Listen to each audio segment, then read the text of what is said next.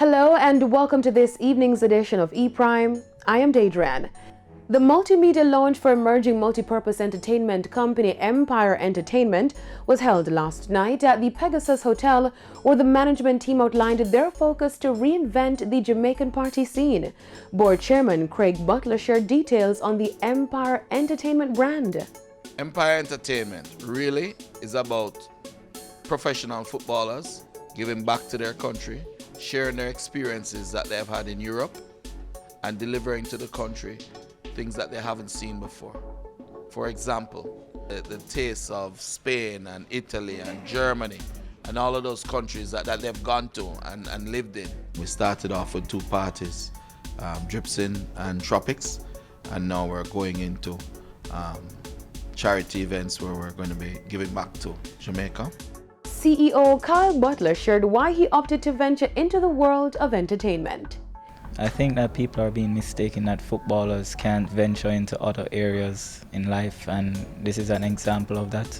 We want to inspire other people that, football isn't it, and it only lasts for a short time, so we wanted to venture into other areas. So, we want to do events, charity events, hotels, etc. So that's why we added entertainment to the Empire, because we want to entertain and make sure everyone has a good time. The Empire management team consists of Leon Bailey, Kyle Butler, Christian Messias, Tristan Grand, and Tyler Fitt. Last month, Empire Entertainment kick-started their entertainment offerings with the inaugural staging of the Tropics Party held at Hope Gardens in Kingston.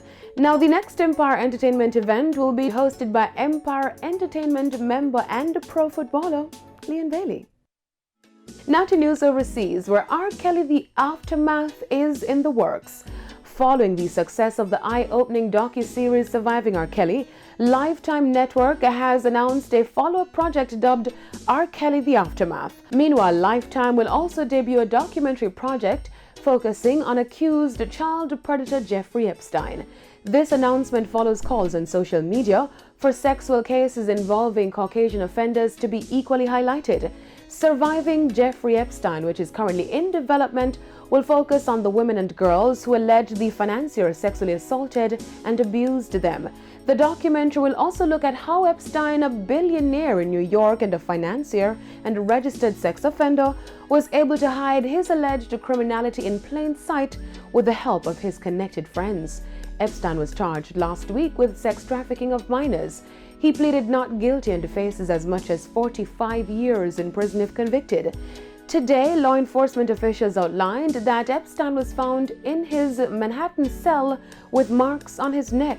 It's not clear to jail officials if the injuries incurred on Tuesday were self-inflicted or the result of an assault.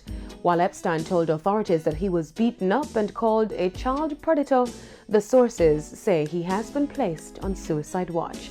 His injuries are not considered serious. That's it for this evening's edition of E-Prime. I am Daedran. Thank you for watching.